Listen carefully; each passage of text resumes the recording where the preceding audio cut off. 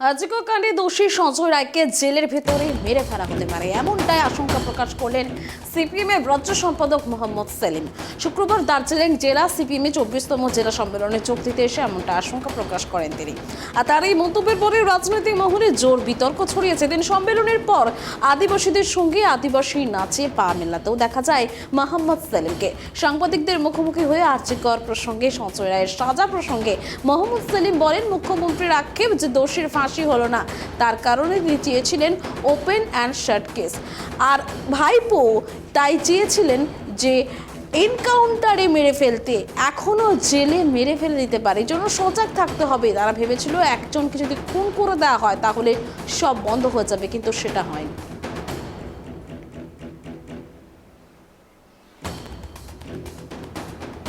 Case ওর ভাইপো তাই চেয়েছিল এনকাউন্টার করে মেরে দেওয়া হোক, এখনও তাকে জেলে মেরে দিতে পারে, এই জন্য সজাগ থাকতে হবে।